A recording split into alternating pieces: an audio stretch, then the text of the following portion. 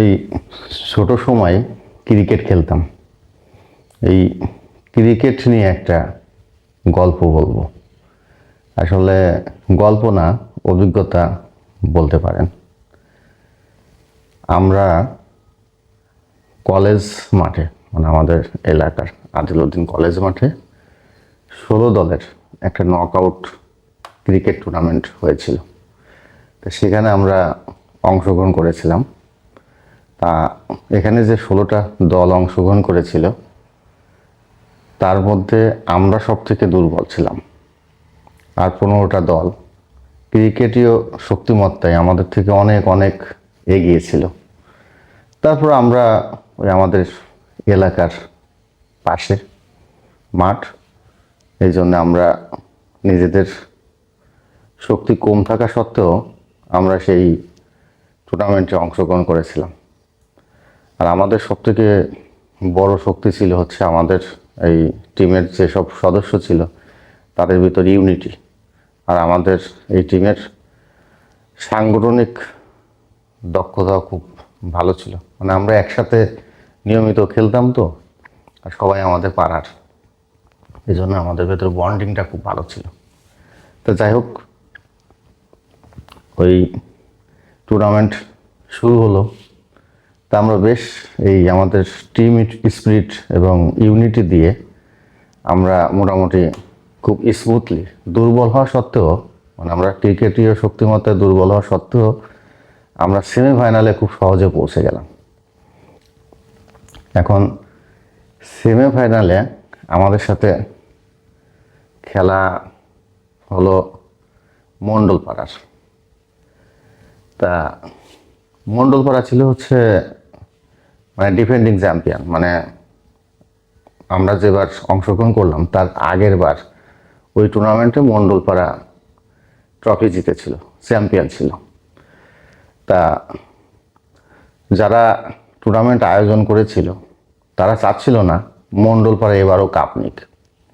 এজন্যে ওই বিভিন্ন সিস্টেম করে, তারপর বিভিন্ন ধরনের নিয়ম টিয়ম দেখিয়ে কমিটির লোকজন এই মণ্ডলপাড়াকে বাদ দিয়ে দেয়, আমাদের ওয়াকও বাদ দিয়ে দেয়। আমরা না খেলেই সেমিফাইনালে থেকে ফাইনালে উঠে গেলাম। তো এবার ফাইনালে আমাদের খেলা হলো শিকদারপাড়ার সাথে। তা আমরা শক্তিমত্তায় দুর্বল। শিকদারপাড়া আমাদের খেলার আগে কোনো বেল দেয়নি, মানে তারা আমাদের দর্তব্যের ভেতরই ধরেনি যে আমরা তাদের সাথে ফাইনালে জিততে পারি।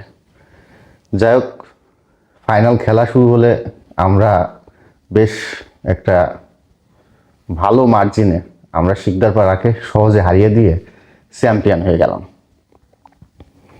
শিকদারপাড়া কিন্তু এই হেরে যাওয়ার আগে কখনো চিন্তা করেনি যে তারা আমাদের কাছে হেরে যাবে।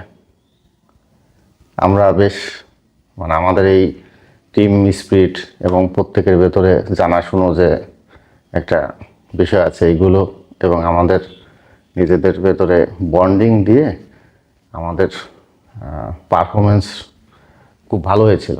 আমরা শিকদারপাড়ার সাথে সহজে জিতে গেলাম। এই যে আমরা টুর্নামেন্টটা জিতে গেলাম, বিষয়টা সেটা না।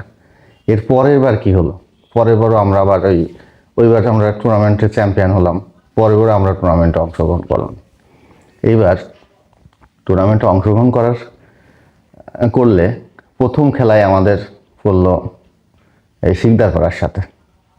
তা আমরা শিকদারপাড়ার সাথে খেলার জন্য ওই নির্ধারিত দিন গিয়েছি। গিয়ে দেখি এই শিকদারপাড়া নতুন টিম গঠন করেছে। গতবার মানে শিকদারপাড়া যেসব ভালো ভালো প্লেয়ার আছে তারা, এবং মণ্ডলপাড়ারও ভালো ভালো যেসব প্লেয়ার আছে তাদের নিয়ে, মানে এই মণ্ডলপাড়া এবং শিকদারপাড়া দুই দল মিলে একটা শক্তিশালী দল করছে। মানে দুই দলেরই যেসব ভালো ভালো প্লেয়ার আছে তাদের নিয়ে দল করে আমাদের সাথে ওইবার মাঠে নামছে। যাক, দুই দলের সম্মিলিত শক্তি কাছে আমাদের এই দুর্বল শক্তি নিয়ে আমরা ওই ম্যাচ হেরে গেলাম। তা বিষয়টা হচ্ছে কি, ওই গতবার শিকদারপাড়া আমাদের গুরুত্ব না দিলেও এইবার কিন্তু আমাদের হারানোর জন্য এই মণ্ডলপাড়া এবং শিকদারপাড়া দুই দলে একসাথে হয়ে আমাদের হারিয়েছে। এটা একটা দারুণ অভিজ্ঞতা।